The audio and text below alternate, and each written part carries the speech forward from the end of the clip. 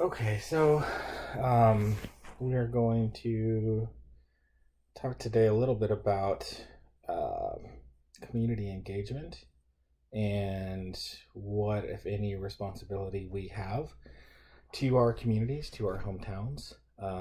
So, the article for today's discussion is from the New York Times, and it says it's 16 pages long, but it's really not that long of an article.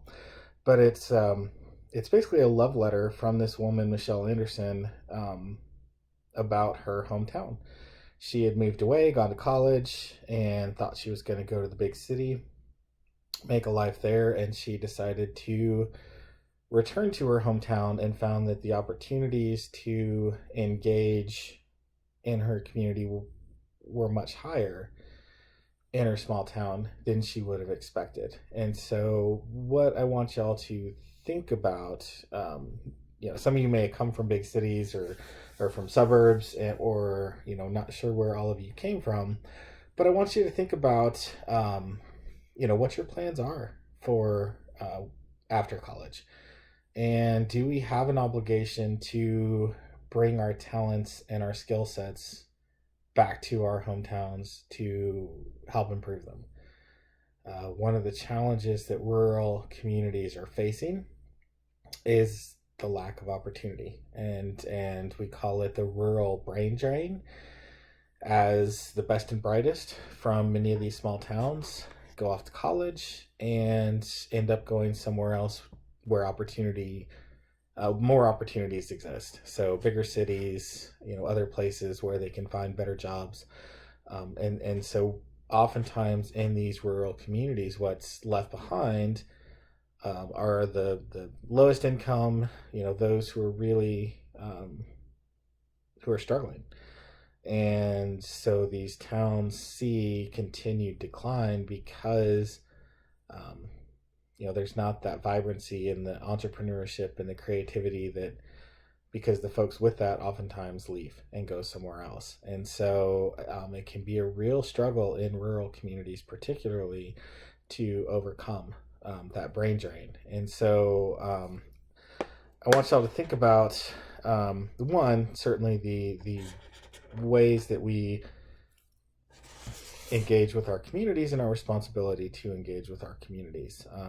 What we're seeing in the United States right now is a decline in social capital, and social capital can be defined as networks of relationships, norms of behavior, levels of trust.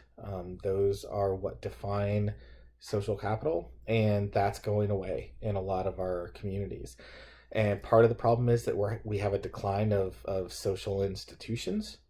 Church membership is down, Boy Scout membership is down, other civic organizations, all of those so-called middle institutions between the individual, family, and government, those civic institutions that made up the community, are going away.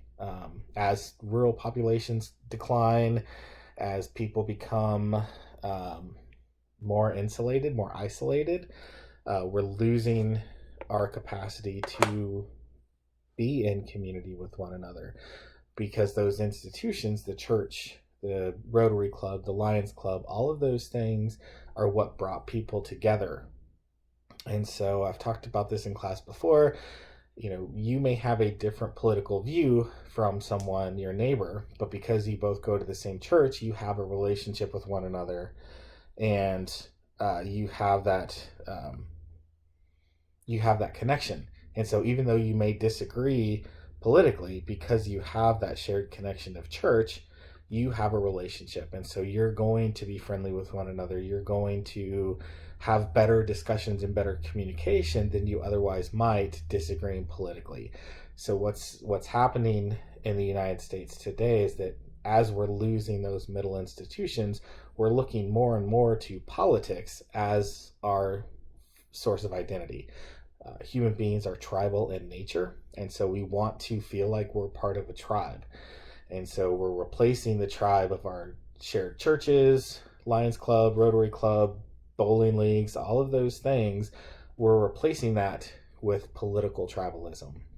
And so we're separating ourselves more and more by Republican versus Democrat, and we're losing those other connections that allowed us to overcome those political differences.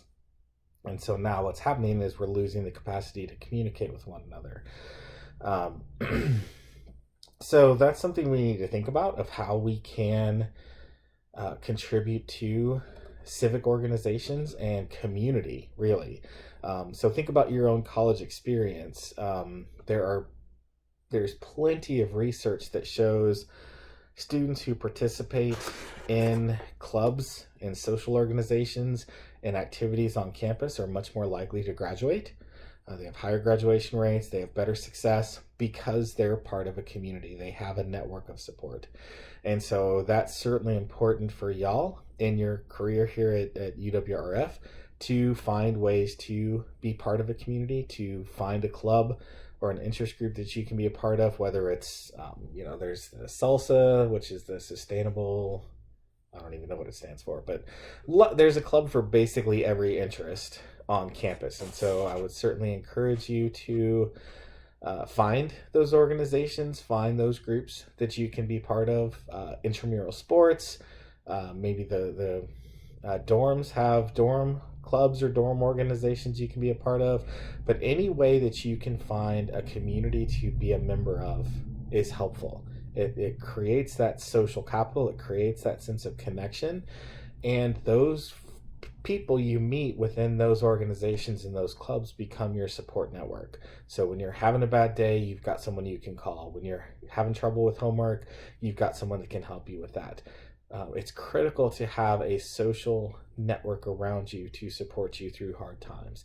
And that's what clubs and other groups can be for you here on campus. So that's what I want y'all to think about today. I want you to read this article. I want you to think about ways in which you can engage with your community, ways in which you, both on campus and back home in your hometown, and just in your life in general, how you can be potentially a nucleus for a social network, for a group of people to come together in relationship with one another, to support one another and help one another.